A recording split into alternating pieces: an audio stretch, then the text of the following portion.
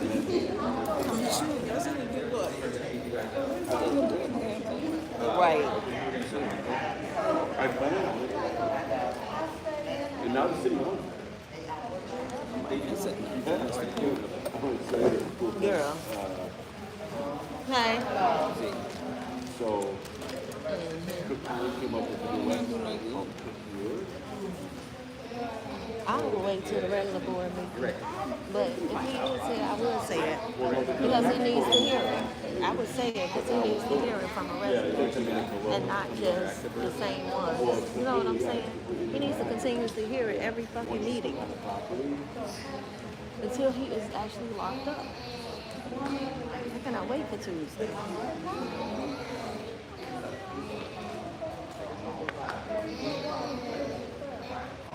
They sound like Get we talk won't back to me. I might talk back put to it to the person. Hold on.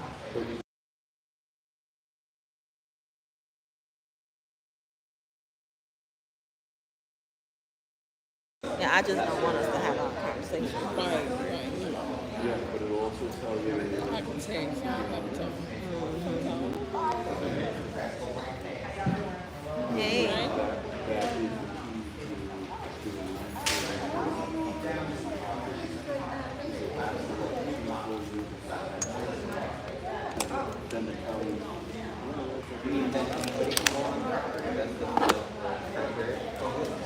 Well, once it's abandoned, then anyone who wants to secure it or do landscaping. And that can be abandoned. Hey, how you doing? It has that 2 year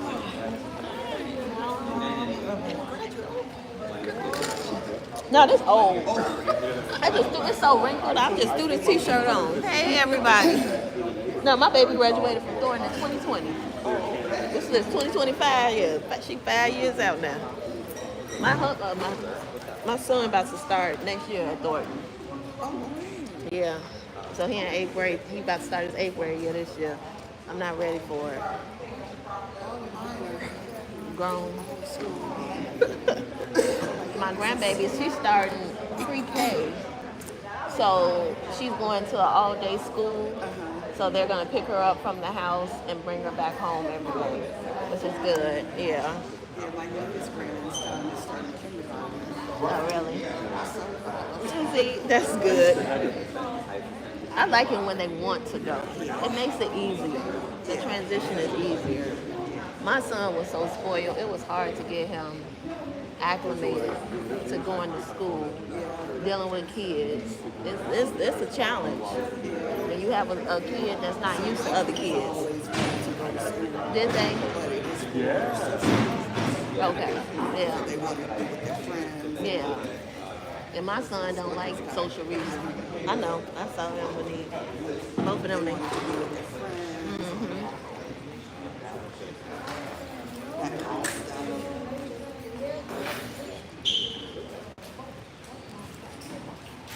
Well, we are so ecstatic for you all being here. There's so much to address from a public safety standpoint. I was just told, and Mayor was confirmed, we originally scheduled from 6 p.m. to 8 p.m. And we were just told we only have 50 minutes to 7. Is that correct? Okay, great. So I'm thinking then we can go a little bit past the 7 o'clock time frame. Let's go to 7 o'clock. Then maybe low time for the meeting. Okay, so we only get the hour. Yes. So unfortunately, we only have 3 hours, so we want to go ahead, we want to ensure that we are maximizing all 57 minutes. So we can have everybody stand up for the pledge of allegiance.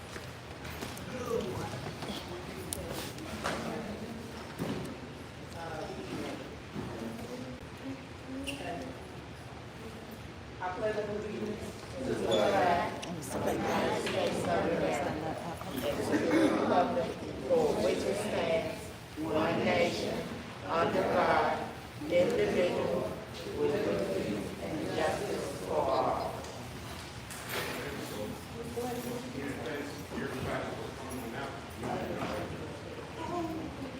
Okay, now we're gonna do the prayer. We're definitely gonna need the prayer.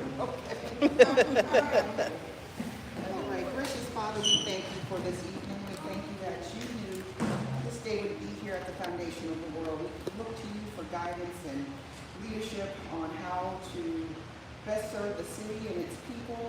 And we thank you for all that are in attendance at this meeting, Father. We ask that you would bless each and every household, leave your hand of favor on each and every household that's represented here. And I commend this meeting to you. In the name of Jesus, amen. Amen. Everybody coming out again. Even though we just don't get And while Mr. Key is doing that, I first want to address what is public safety and what this committee. The entirety or the point of having a committee that works as an advisory, ultimately to the legislators who are voting on resolutions and ordinances that affect your daily life. And so Mr. Key is the actual chairperson of the public safety committee, and I'm a member, part of the public safety committee. We did, I want you to know, extend an invitation to both the fire chief as well as the interim chief. We don't have an actual chief, we have an interim chief, as I know it, we have not voted on that. But interim chief did, we both did extend the invitation. Hopefully maybe some, or both of them will show. But if not, tonight really serves as an open dialogue and conversation around public safety. We're aware that, there was a mass shooting last week that traveled from the 6th ward over to the 4th ward, and then there was an outside incident with a young man who was unfortunately taken due to gun violence as well in South Holland. And so today we really want to have a very open, and when I say open, please speak with full fidelity on how you feel regarding the status of the public safety. As I know it, and I don't have a confirmation on this, but we've lost 15 auxiliary officers. What are auxiliary officers? If I could say it in the plainest terms, those are the individuals who do not carry guns. However, they have the same duty of service and protection across our city and have been supportive in a variety of capacities. The presence of a police officer sets a tone. It just sets a tone for decorum, it sets a tone for safety, and so us not having or missing that particular link. My question, and this would have been a question derived to our interim chief, what and how do we govern ourselves in the best and most positive way, or what are things that we really need to do to prohibit gun violence in our community? As I stated on Monday, gun violence is rampant. It's like a disease, right? So it's not specific to Harvey. It's across the entire Southland, and we're having issues with gun violence. Nevertheless, there is something that we can do here as a community. One of the things I saw recently that was sent out on behalf of the mayor's office was the corralling of getting precinct captains and block captains. And those are very essential measures to public safety. But I'd like to ask, I think just Harvey as a whole, and I can't necessarily speak for everyone on their block, but every other house is just about dilapidated, right? The home that I stay next door to, not one but two dead bodies have been found in that home. And we boarded the back of that home at least 5 times, and it still sits open to today. We're on the main thoroughfare of 165th Street. So in instances like that, and perhaps Mayor, you can best advise since you're present, as well as Member Smith, since you're present, or Alderwoman Smith, but perhaps give them some, even Ray, our interim chief is here, to provide some context around what specifically we could do to eradicate the violence. We're seeing the demographic of young people between the ages of 15 upwards to 34 who are ensued in violence, in gun behavior. So what do we do as a community, and this is a very open and candid conversation as I mentioned, what can we do to rid the violence in our community? Is it awareness? Is it knocking on the door of your neighbor? Is it marches?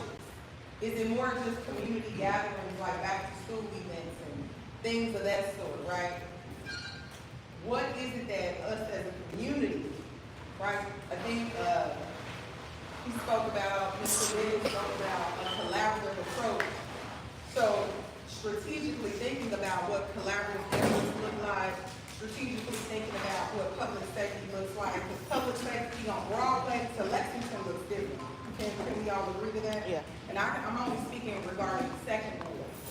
But if we could take maybe 10 minutes with your neighbor and determine or figure out or even announce the issues on your own block and things that you've personally done to see to it that violence is decreasing, and or what programs or initiatives. It's a very broad spectrum when you think about public safety anyway. But just pinpointing something you could do on your block. Is it boarding up dilapidated homes? What is the cure overall to violence in our city? I see. I don't know what the cure is. I don't know what the cure is, but I know that the home that I stay next to is abandoned, and over the last 20 years, I have spoken to administration, everybody pretty much that's in this room, and lately, for the last couple of weeks, I had it on video and everything else. People jumping where we have boarded it up, they kicked it down, and now they dumping again in the back of the house at 15321 Ashland. And one young man is coming over the fence I'm where sorry. I'm sorry to cut you off. But we're gonna have a moment for all the questions. Okay. And the answers. What we're gonna do, we're gonna break it down. And most of this is generated for y'all because y'all are the residents and want to hear everything you're saying. Okay. So what we're gonna try to do, we're gonna try to show the navigation system to go through the Gov Pilot to put in all the complaints and everything. And then we'll be able to sit through the whole situation and we all can pull together and get our city back like we're supposed to. Because we got, a lot of this violence and everything. I hate to focus just on the violence. We have the squatters, we have illegal dumping. It's a lot of things, public safety, the potholes, everything. We have a whole wide range of things that fall up under public safety. So with that being said, when we start on one subject, whatever it is, if we bring up squatters, let's just all talk about issues with squatters. Then after that, we can move on to vacant properties and keep that subject. That way we won't be all over the place. And everybody, because this is for you guys. But I can't say something get light when it comes to the squatting issue because that's really messing things up in the city. But my understanding right here is that Illinois had enacted a new law, Senate Bill 1563, that streamlines the process for removing squatters from properties. The law, which will take effect January 1st, 2026, allows law enforcement to remove squatters once the property proves their ownership, eliminating the lead of the eviction process. So if anybody know about squatters, how long it takes for you, they have more rights than we do. They live better than we do. One second. Key changes, faster removal. Okay. Law enforcement can now remove squatters as soon as the property owner provides proof of ownership. Criminal trespassing. Squatters are now treated as criminal trespassers, allowing police to intervene more quickly. Elimination of legal standing. The new law effectively eliminates the legal standing of squatters in Illinois, meaning that they cannot claim legal rights to the property.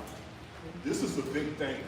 This is a big thing right here for Harvey to clean up all our vacant properties. I would suggest that we put signs on these vacant properties or possible squatters to put signs on up effective January 1st. That's it. So we can enforce this and maybe, I don't know, maybe the police or the mayor can explain in so many months or maybe a quarter, we can eliminate the whole process of the squatters where you can be able to call in. Because you call in for a squatter now, they can't do anything but put 9 hours.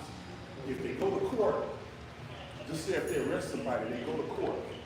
They take them to court, they go to court. If the owner don't show up, nobody can press charges. So they're free to go. Then they go from one house to another house and keep squatting around. But at least this is gonna give us more control. I had a neighbor on my block, it took almost a year, and it took financial money for her to spend just to get these people out of these houses. Now, if we try to do any type of work, demolitions, or any type of improvement, we can't do that if it's a squatter in the house. And squatters have head rights. So whoever came up with this law, I think Crystal signed it, but I really appreciate this. And if you want to look on up, all you got to do is go New Illinois squatter law rights. And it'll show it, and this is going to be effective in January. But we need to get the process moving now to let people know that it's time for this to stop. And that'll be a big opportunity, you know, with all the squatting issues and the vacant property stuff and everything to improve on it. So I'm gonna need y'all help. And when it comes to the gun violence, everything that's going on, that's why I'm wearing this shirt right here. I can speak truthfully, you know, I'm a resident from Harvey. So a lot of these people that's out here, these young guys that are doing these things, we know a lot of these people. These are people that are grandchildren, kids, and then there's a lot of people that come from other areas and stuff. But people need to feel comfortable when they talk. When they talk about something and they go to police, can they be protected? If they said this, if they turn over this film footage, can they be protected? That's what we need our police officers, you know, be able to show that you are secure, being able to give information. Me personally, I would like to suggest that if I had a complaint to someone and I'm worried about something, I can call one line and then they call the line and don't tell them who I am at all. So we're gonna protect somebody that's speaking on us, you know? But like I said, once again, this is all of our people that we know, that we grew up around, that we helped raise, that help either contribute it or allowing other people to come in to our city. You know, I want to acknowledge ceasefire. I want y'all to get on up and speak in a minute. Who else we got here? Alderwoman, you got anybody else that's all right, so we're going to have some people that's going to represent to show just what we can do. And these are the main things. It's like, what would you like to see? How can you feel safe? You know, that's really important to be able to mention that. Or what reports, how are we going to follow up on what? But this squatter right off, they take January 1st, but I would like to get this moving as soon as possible. Let's stop putting these signs on now, effective January 1st. We're going to leave it open. Go ahead. This is for y'all. Go ahead. Okay, this is what I just about to say. And this is a question since I see Bennett's up there. I got a question. If there's a sign that says no trespassing on an abandoned property and you catch a squatter or a squatter, would they be considered a squatter or a trespasser? Couldn't they be removed because they're trespassing? Well, actually, it's both. In the law, it's going to say both. They can be charged for numerous different charges. I'll just let Chief Bennis elaborate on this effective. All right. First I want to, I'll answer that question. One more that got to be recognized. This is Well, my you meeting. know, you're going to want this one. You're going to want this one. And I'm an ad hoc member. And then you're taking over my meeting. I'm an ad hoc member. Would you like to be See how unfair that is? That's unfair. You can just talk on my committee meeting. That's wrong. Go ahead, sir. You've been recognized. Go ahead. First of all, the mayor is an ad hoc member of all committees. That's number one. Number two is, I was trying to let you know, and I was waiting for a gap, because your agenda actually did say 6 to 8. So I wanted to let you know that yes, you do have till 8 o'clock. As far as that's concerned. And I didn't see that after what it said. But once I got that correction, I wanted to let you know. Is that okay? No, actually, it's not, because when we're in council meetings, I'm only allowed to say so much. So there's at least a committee chairman that I need to at least use my authority to just. So you don't want to, you didn't want to know that? Yeah, I want to know, but the way you're saying it, you know, it's the first one you put in. It's not. Would you like to answer, would you like the question answered as far as the squatter rights? Yes, I will. If I can still control my You meeting. can control your meeting. Okay, then why you still talking? Then I'm not talking. Because they asked the question and he said you don't want to answer. Okay, well, when the first person asked, He's not answering, I'm answering the question with his back. I'm still the CEO of the city. Oh, wow. And As far as the squatters' rights law, the squatters' law is concerned, it isn't as simple as one would make it out to the league. And so I wanted to make sure that we got some clarity as far as that was concerned. If someone is alleged to have been squatting, the owner of the property still needs to come and claim the property. So residents can't just say, that person is squatting, or that other person is squatting. It's not that simple.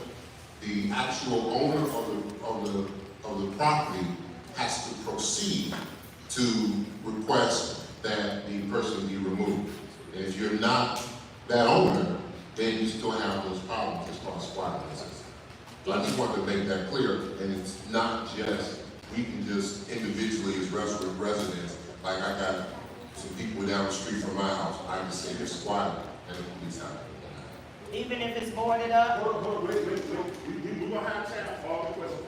Now, Mayor, That's a hot that question for, Chief, which you would like to hear from the Chief, but I guess he's the Chief too.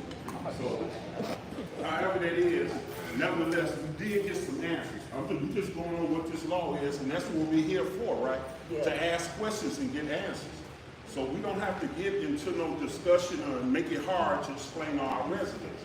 If you want to continue to speak, he can, but now we can just open it on up and see what we're gonna do next on this. Are we gonna open it up for the questions?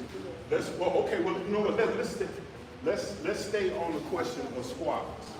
Okay, so who has questions on information about squatters, and maybe that could be directed to the mayor and the chief, and we can keep it like that and stay on the subject of squatters. Then we're gonna move on to another public safety. I have a question in regard to squatters. Say you got a house in your neighborhood. You know the people that are living there don't own the house. They're having parties. They're using drugs. They're over there fighting. All kind of crazy stuff. All kind of crazy stuff is happening in the neighborhood. They're just become a crime factor. Period. So how does the law pertain to something like that, where they're violating other laws besides violating the squatters' laws? How do you handle that? Chief? Chief?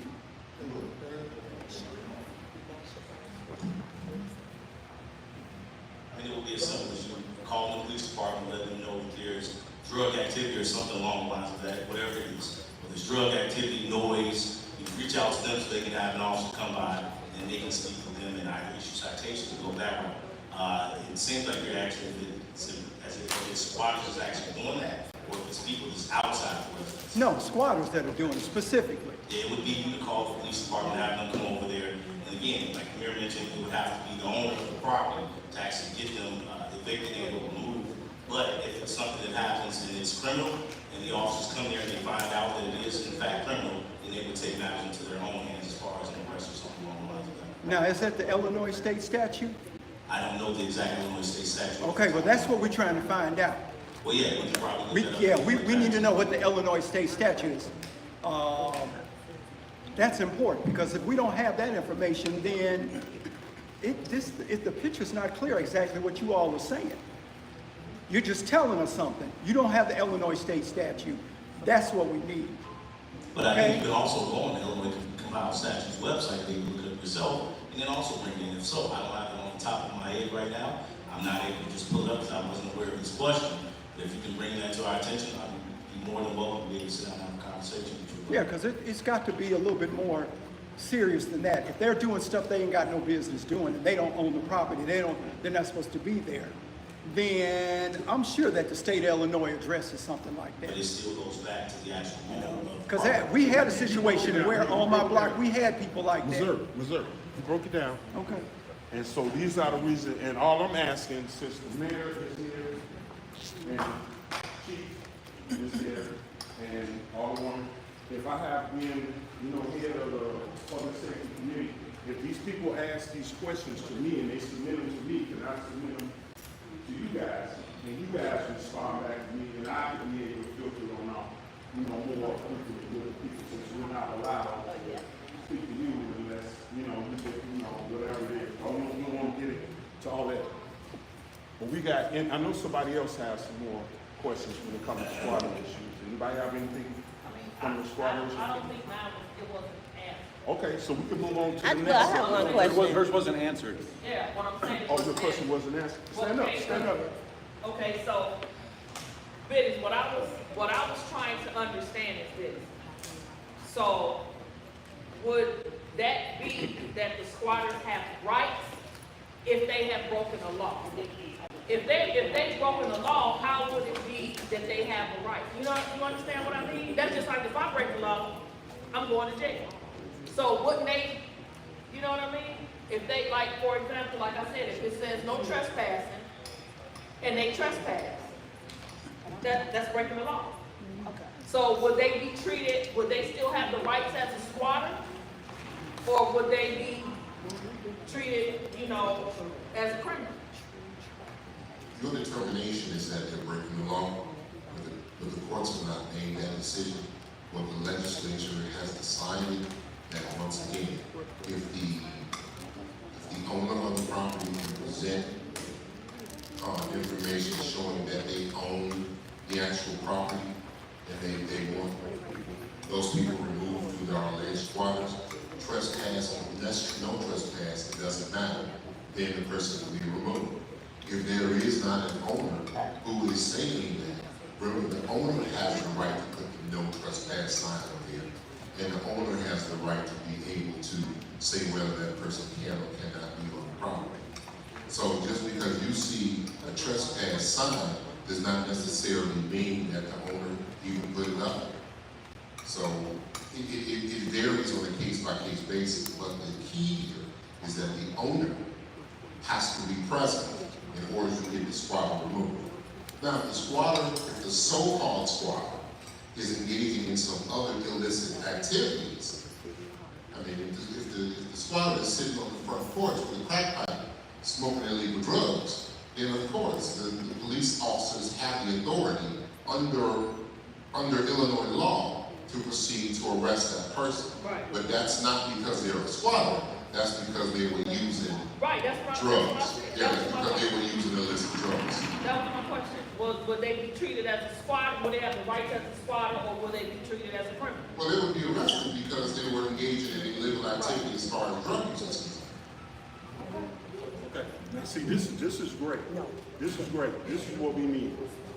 Answers, questions, everybody communicating, because, even if it's a law, you still got to break it down. Now you got to worry about all the technicalities in between them. That's what we need to know in advance. I was just saying, since this is not going to affect until January 1st, that we immediately start acting on this, so when January 1st comes, we got all these questions, all these answers in our procedure, and we're going to move in full force January 4th, getting these squatters up out of here. Wait.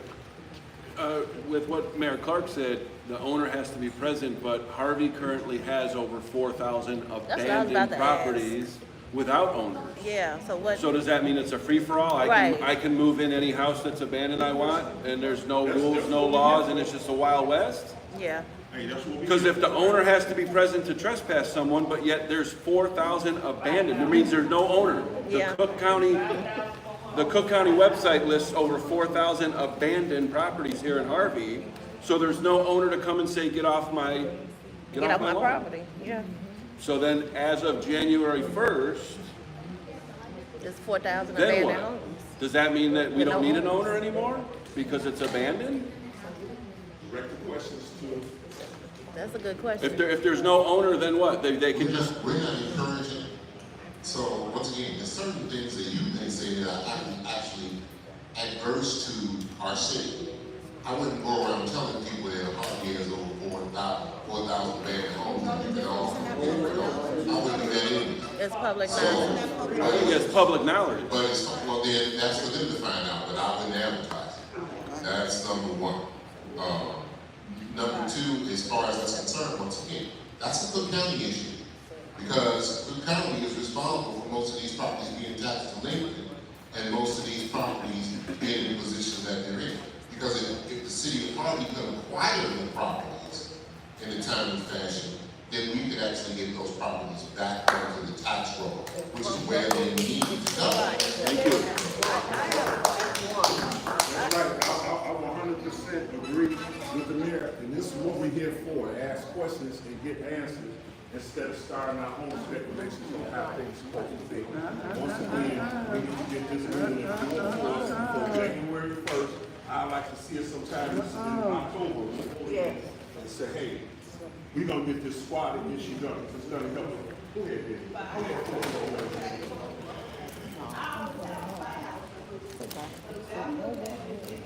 That is true. We need to find out how on the other property. And that way we get ahead of that. And when we find out how on the other property, and then we can start saying, no, we're gonna do about that. And like the mayor said, you don't want everybody to come to the house and try to get inside the property that's a man. Yeah, and you know, you brought up a good point. I don't know, like in the full board, this is one of my full board residents right here. But I have residents that have lived there since we was kids.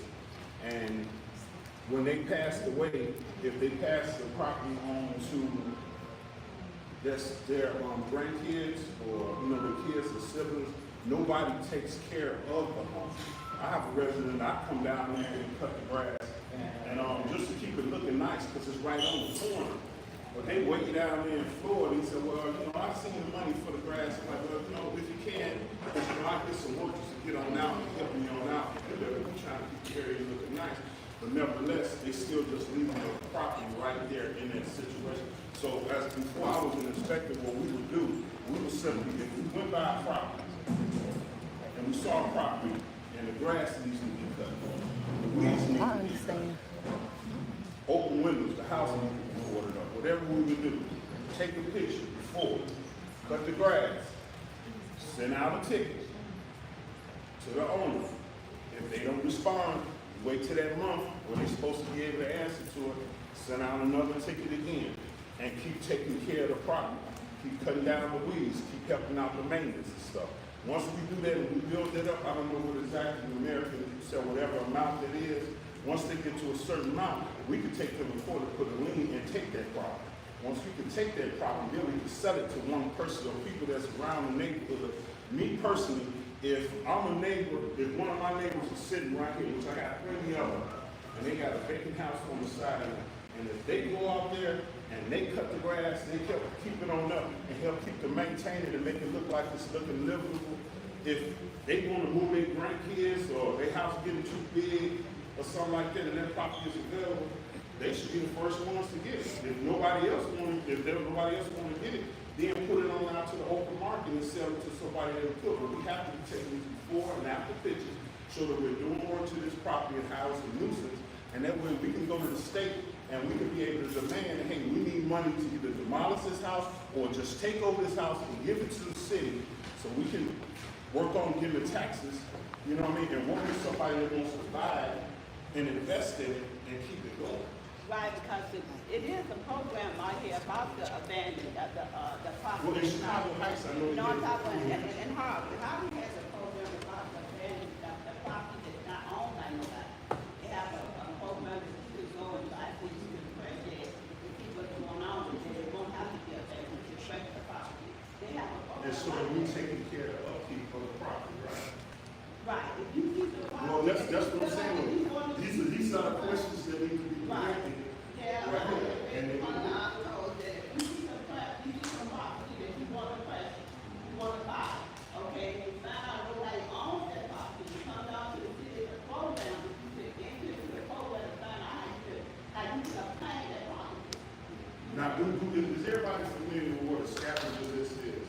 I don't get it. Okay. Now, they still have, it comes out every so many, periods, whatever. But what it is that if you purchase a property and you buy the taxes, they still have 2 years or even more to fix up the property. They can wait until the very last day. So if you already in there and you started spending your money, starting to rebuild stuff and do stuff and everything, they can still come back and get that house, and you basically got to go to court and you probably lose your money because it's not technically yours yet. So that scavenger is a waiting process. This is a safety meeting, y'all. Once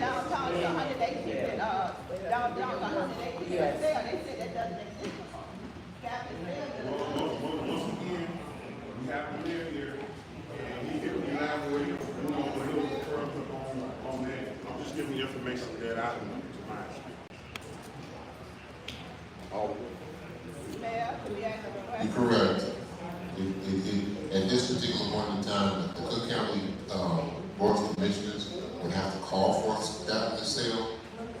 because, from my understanding, because of some litigation that is currently taking place, they are not calling for a scavenger sale. Not are they calling for no cash bid as well. So you say you put down, check it out yourself. Yeah, they're not doing it at this particular one time. I'm sorry, y'all. I'm barely That's why reading. our hands are so tied on allowing these issues. Because what would have been normal under any other circumstance, and it's just a matter, I guess, of timing. Under any other circumstance, what would have been normal is the city would have been able to, through the no cash bid process, and the scavenging process, start to acquire some of those properties. That doesn't exist. So because it doesn't exist, we're not allowed to take advantage of that program to be able to get those properties. But doesn't Harvey have the program, doesn't Harvey have the program that if you wanted to buy some of the property, if the city owned it, if it's a program that you can enter into? The tax reactivation program is what you're talking about. And in the tax reactivation program, if there's a property that is owned by the city, because first it has to be already owned by the city, then you can go about the process of trying to become an owner of that property yourself. Especially if that property is, say for instance, next door to your home, like many of us have had a vacant lot next door to our home that we've been taking care of for years. You know, that's a good way if it is owned by the city. If it is not owned by the city, then we run into more difficult more difficult problems as far as trying to acquire. Great answer. See, now we're moving in the direction that we need to, because we're asking questions and we're getting answers. Beautiful young lady right here.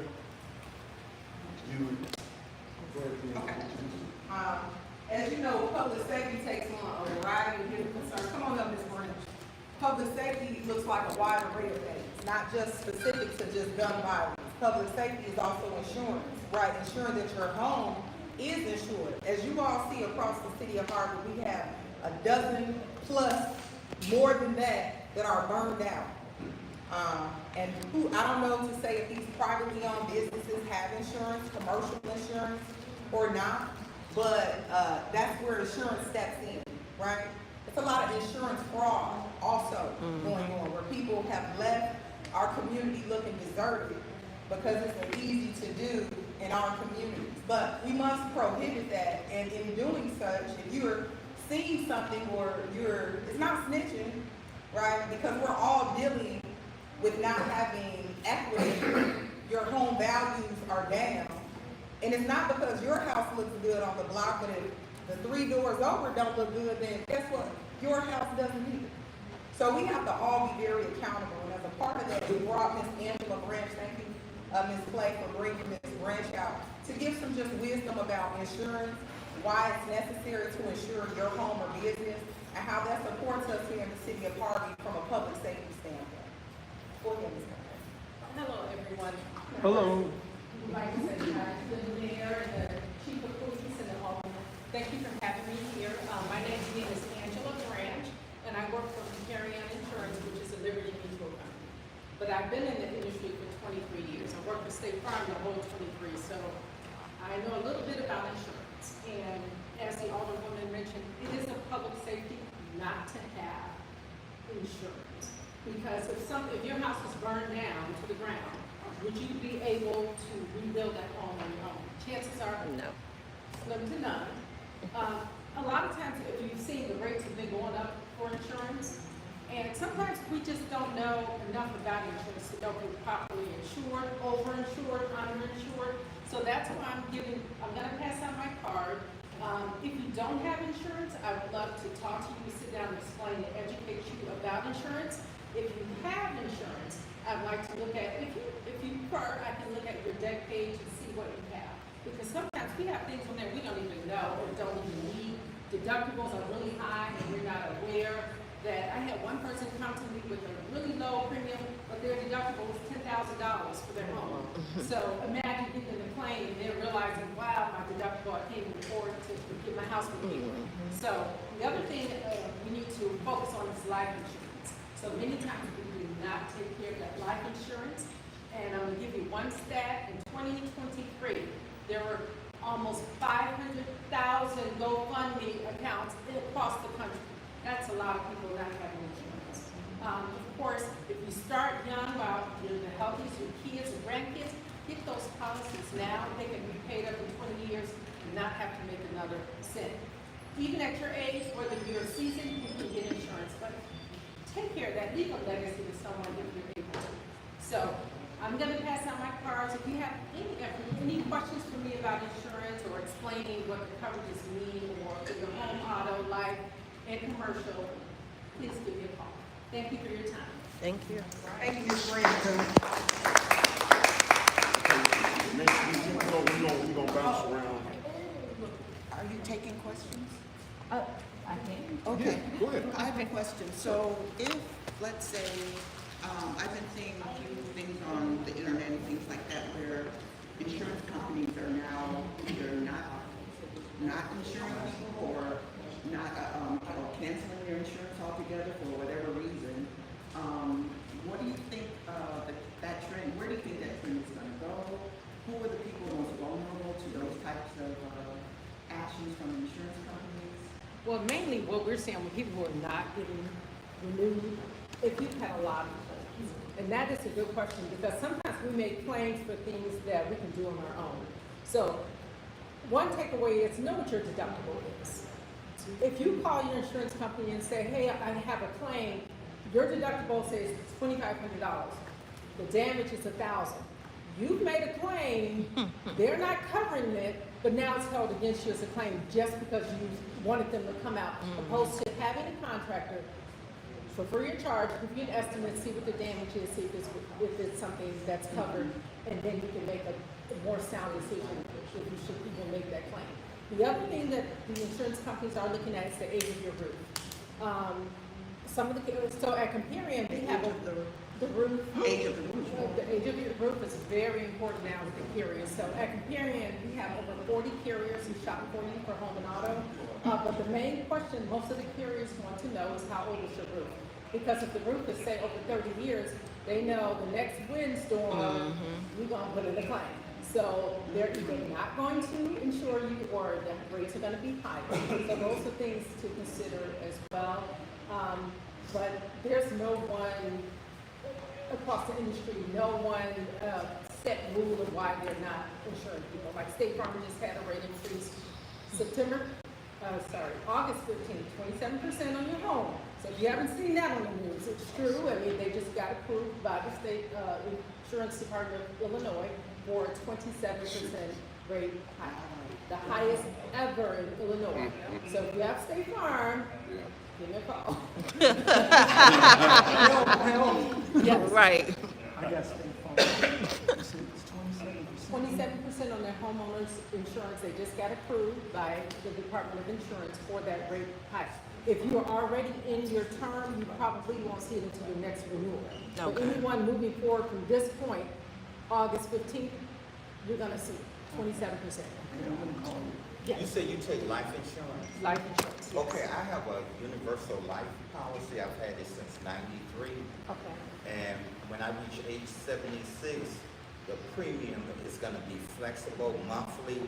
And I don't like that idea of having a flexible premium. I'm thinking about dropping it and get a fixed premium insurance policy. Well, I'll say one thing about universal life. You have to be very careful about universal life. They can be good, but you have to fund them properly. And if you don't fund them properly, it may not take you to your lifespan.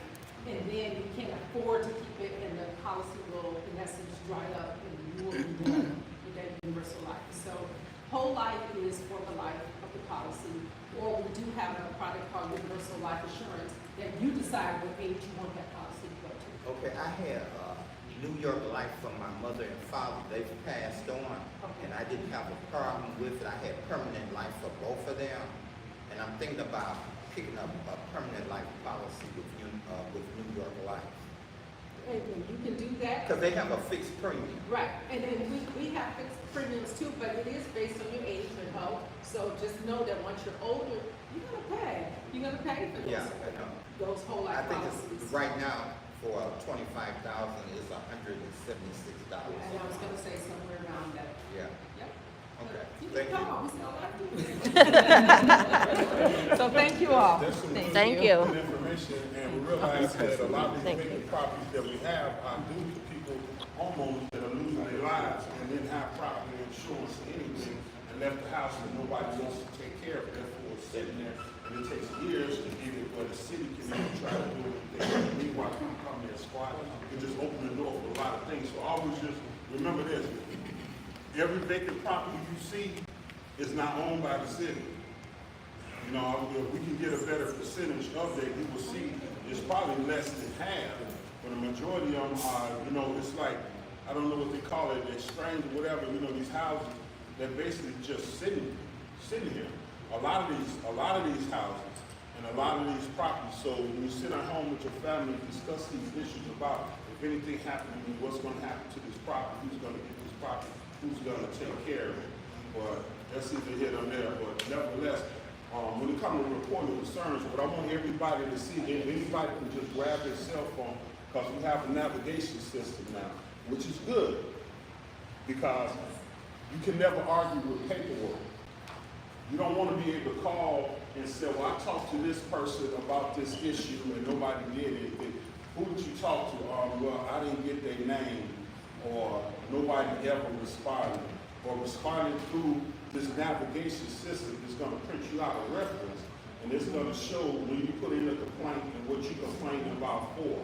And then once you get that issue, if you're not received, I don't know if it's 3 to 5 days, then you can either contact the city hall or you can either contact your alderman, and your alderman can say, hey, well, one of my residents put in this complaint a week ago, nobody has ever responded. Then that way we could be able to help everybody do this. And you gotta know, if anybody can pull up their phone, just for an example, you know, www.cityharveyil.gov.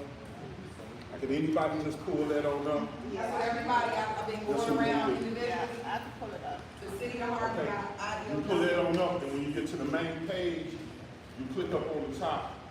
Pull it on up, and pull it on the top, because we can talk about it and just say, I want to.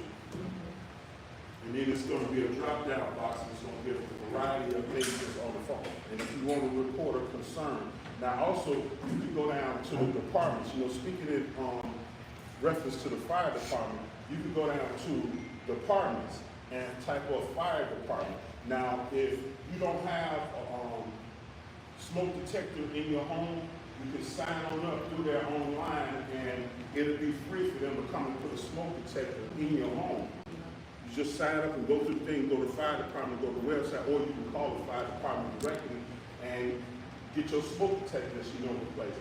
Fire extinguishers. Fire extinguishers have to be checked. Commercial business, they have to be checked regularly and tagged. If you go in a place and you see an old tag, report that. You know, because that's a hazard right there. You don't see that tag, you don't say up to date. But when you're in your home, you don't have to. But if you have a regular fire extinguisher in your home, if you still see it and it's still in the green, even if it's been a year or two, it's still good. If it's not in the green, that means it's not going to work. I don't know if y'all knew that or not. And they also offer an opportunity for CPR classes for seniors and regular people. It's always good to know some CPR. You know, if y'all want to invest in that, you know, or look into that. So when you look on the website, you can go there and see that when we come to report a concern, whether it's anything dealing with trees, grass, anything, police department complaints, for the information, all this stuff, you find everything through the website. And just let your local alderman know that, hey, well, I requested this, I haven't received it, and then we can come on out and try to help you all out a little better. And just try to enforce and say, hey, I got this resident that hasn't received the information, you know, back. And then we don't have to worry about nobody ever calling, because when you call somebody, you could be talking to anybody. If you don't get their name, the date, and the time you call, anybody can say anything. And I know y'all hate to run around with that. You can't argue with paperwork. Mm-hmm. Okay? So.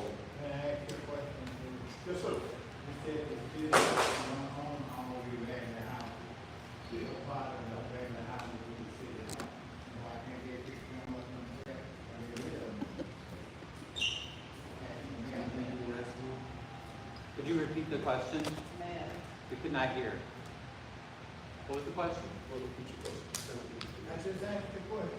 No, you gotta answer directly to And here, the man. I said, what part of this, There you go. what part? I heard you, someone else wanted to hear you in the audience. Oh. That man back there wants It's to say. recorded. So a lot It's of hard to them- hear with the fans A lot going of them back I here, can't hear sorry. when they talking, when somebody's talking, y'all are back here talking and clapping your hands. So I don't say nothing. Go ahead.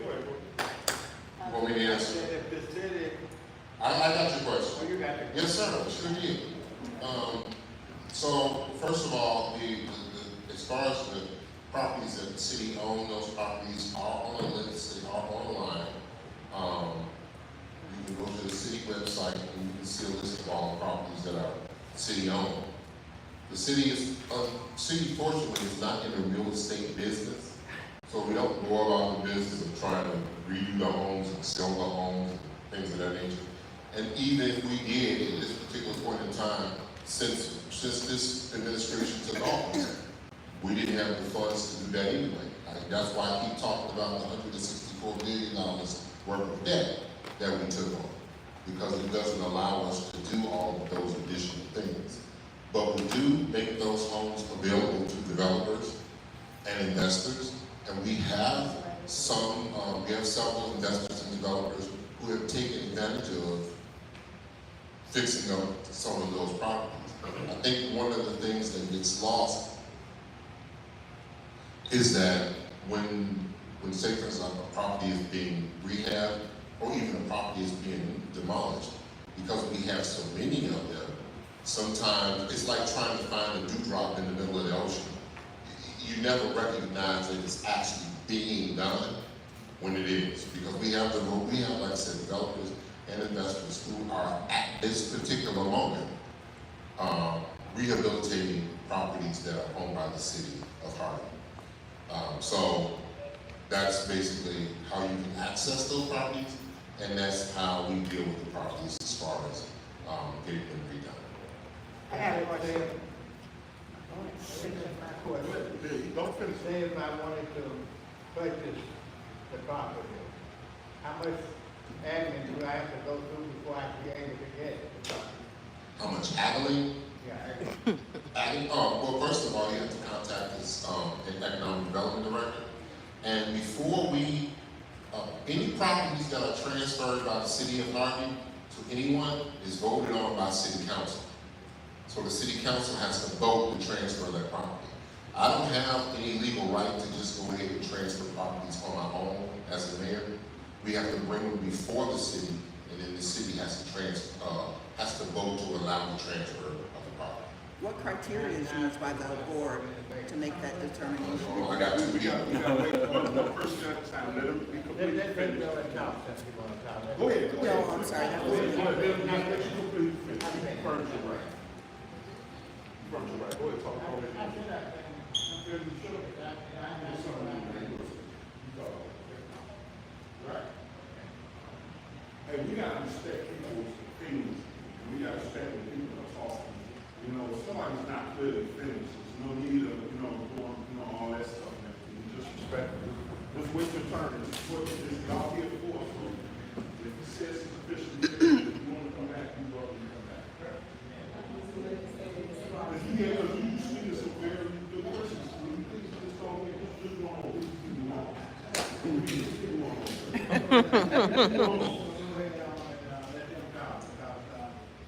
People don't have time to wait for somebody.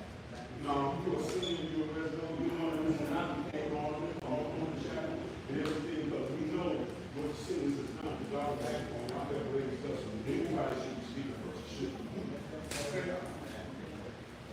Ms. O'Neill and Ms. Clark.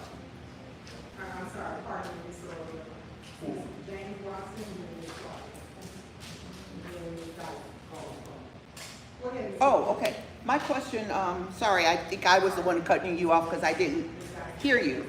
So my question is, what criteria does the city council use to determine if we're going to grant someone the opportunity, grant the Harvey resident the opportunity to buy a home? And if there's no other person bidding for that home, why would it be automatically granted? well, it can't be automatically granted once again because it has to go by the city council. And it's just a law. And it has to go through the city. It's not something I made up. It's just that it's the law that the city council, in order to transfer property properly. Because we've seen properties transfer prior to this administration, and people are making claims that they don't have a right to. And we've had to, as a result, fight several legal battles because of that, because property was improperly transferred. But as far as the proper transfer of property, first, when you go on the website and you check out the list of properties, there's also the listing of the criteria. It's a step 1, step 2, step 3, I think it's 4 steps or something, what you need to do. And at the end of the day, the council still has the requirement, as well as this administration, to follow the law. So if we have a viable buyer who is coming to viably purchase a piece of property in our city, from my perspective, like I said, it would be dependent on the council and what information that they have or want to see. Why wouldn't we want to sell that and get it back in the tax laws? I just want to add to that, that there's an application process. It costs $25 to, there are 84 listed properties on the website that the city owns. It's 8 pages long.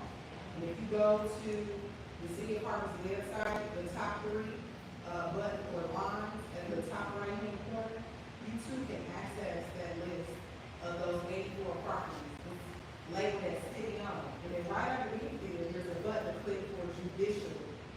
That's a new one, so I have to just refer to research to see what exactly that entails.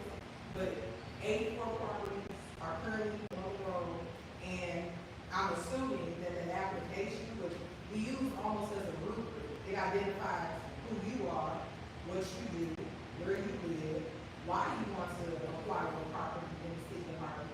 The $25 is not refundable.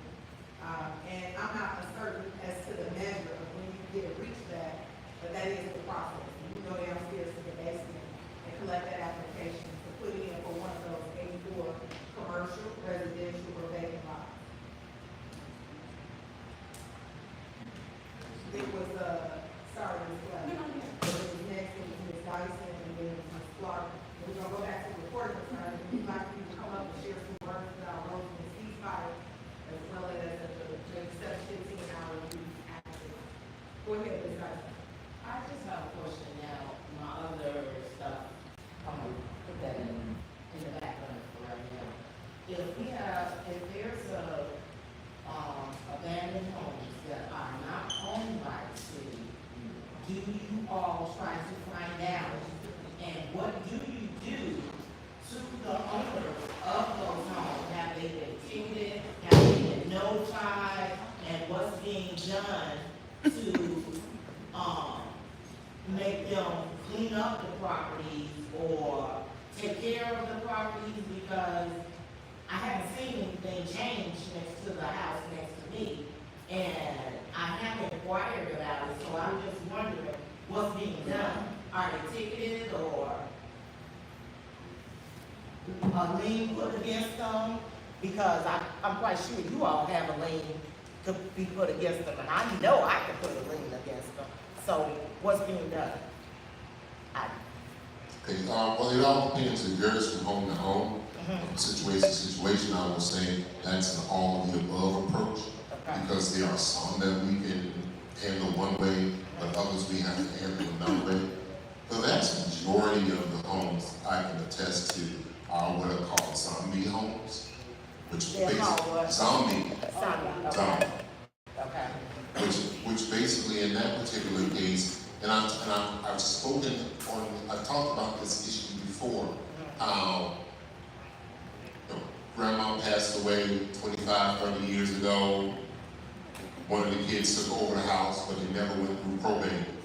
So the house was never legally dated. Okay? And as long as they paid the water bill, water stayed on, so they have a problem as far as that was concerned. Then the parent moves away, say for instance, to California, and the children take over the house. Mind you, it still hasn't gone through any probate. Okay? And then at that particular point in time, something happens, I don't know what type of event, you know, but they're no longer at the home. Now, the city is trying to find out, and now, of course, the house is in disrepair. And the city is trying to find out who owns the home. But the actual homeowner, deceased 30, 35 years ago. So, until we can, one, either get the courts to make a decision for us, and mind you, all of these things are legal processes, and all of these things take money, okay? So we just can't walk in court and say, hey, we got an abandoned house on this street, you know, on 153rd and Nashville. Y'all need to do something about that. We have to, it has to go into a legal procedure. We have to notify all parties, including the one that is deceased, or at least their heirs, who have an interest in that as well. So there's a lot of other processes that we can take. I get that part. Yes. But what is actually being done, I get the part where you said that it's a legal process. Is there a process in place that's being taken place, because this home has been abandoned 20 years. So I have spoken to you and I have spoken to several others. I have given the names of where it changed over from the owner to the bank to everything else. And so I want to know how long does the process take before it gets started for any of the houses that may be in the city of Harvey? When does the process begin to take place? Has any of the processes taken place for any of the abandoned homes that's been here that no longer has an owner or a bank owned? Are there being liens, or are they being fined? So that was my question. And that's why I'm saying all of the above, because we try to attempt all of the above. Okay. So tickets, trying to establish liens if possible. We have used some other processes under the law in order to be able to fast track demolitions on some homes. But that's when we are able to get the money from either the state, the federal government, or the county to be able to do so. So we have done that. And I just spoke, this wasn't yesterday, I'm sorry. This is actually Monday. The days roll together. I spoke actually on Monday about us looking for more attorneys to be able to assist the city, because they really want to be more aggressive on getting those things. And I'm going to keep saying the same thing over and over again, and people just don't like to hear it. But the big issue is money. And when you don't have the money, lawyers want to get paid. And when you don't have the money to be able to do all of that, then you run into problems where you can't be as aggressive as you would like to be. Personally, every single day I'd like us to be in court, with these properties, trying to either acquire them, because as I've said, other members of the public have said, there are investors and developers who would like to be able to take advantage of these properties. But if we don't own them, because we cannot acquire them, that's where the problem comes in. All I was asking is, if I'm being ticketed, are they being ticketed? They're being ticketed if we know where the owner is. Okay. It's not hard to find the owner. I look it up and it's listed. A listed owner is not always, you're not able to always acquire